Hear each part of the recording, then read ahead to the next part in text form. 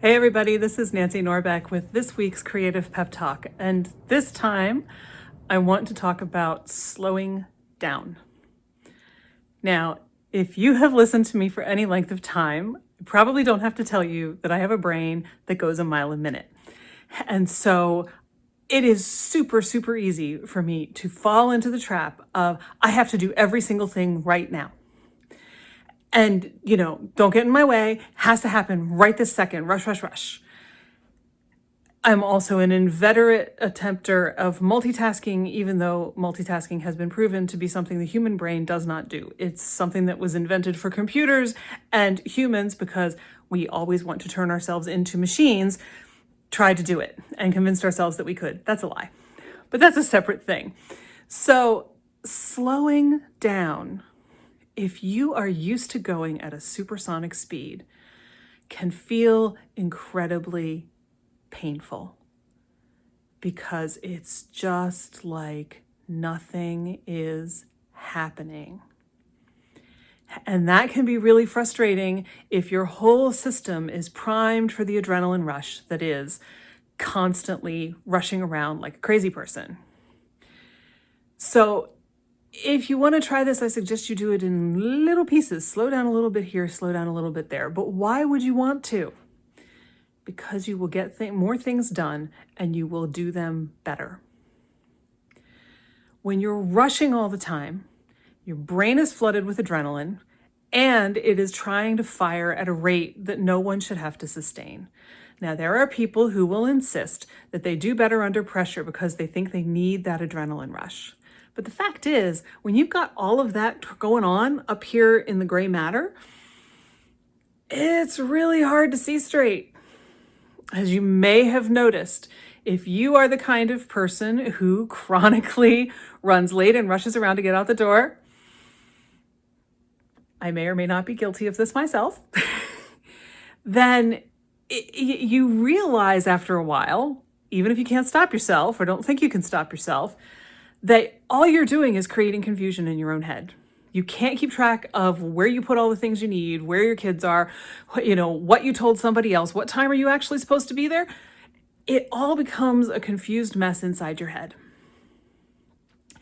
If you slow down, especially when you're trying to solve a problem, and in that I include all sorts of creative endeavors, but this certainly does not only apply to creative and artistic endeavors, it applies to anything. When you slow down, you give your brain a chance to actually take in all of the input that you need in order to do what you're trying to do. We tend to think of our brains as something that creates output, right? Because capitalism says you must produce, make all the things, do all the things. But the fact is, your brain needs input in order to come up with the output. We don't exist in a vacuum. We are not just here to dream up crazy things for the sake of dreaming up crazy things. Look, I write novels, okay?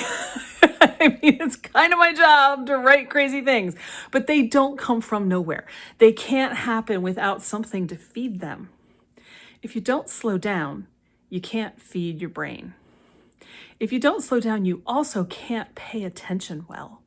So you can't notice all of the things that are around you that could inspire or inform the work that you're trying to do. It's just a constant adrenaline trip inside your head. Just saying those words doesn't sound good to me. I don't know how they feel when you hear them, but that doesn't sound good to me. Because I immediately feel exhausted at the idea of constantly rushing around on adrenaline.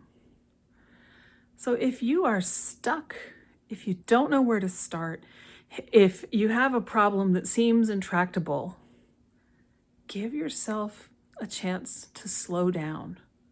That can include taking a break and going and doing something different. I mean, Lord knows, there are so many different people who have written and talked about how many things have come to them when they've gone out for a walk. Walking is a thing, it's a creative tool.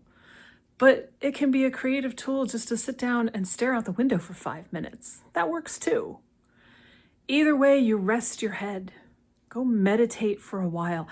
Dance, right? Get into your body and move. Gets you out of your head. Any of these things can help. So if you're dancing, maybe it's slow dance because you don't want to reinforce all the rushing. But that is a very different thing. Either way, give yourself a chance to slow down. Generally speaking, work that we do when we've slowed down is higher quality and is finished faster, even though we tell ourselves it can't possibly be, because we're giving our brains the chance to do something without all of that electrochemical interference that we mistake for the energy that makes things happen. You may not believe me. That's okay. All I ask is that you give it a try. Let me know what happens. If it doesn't work for you, try it again. If it still doesn't work for you after you've tried it a couple of times, fine. Do what works for you. But I think if you give slowing down a chance, you might find that it works better than whatever it is that you're doing that involves speed and rush and panic. Give it a whirl. Let me know. And with that, I'll see you next time.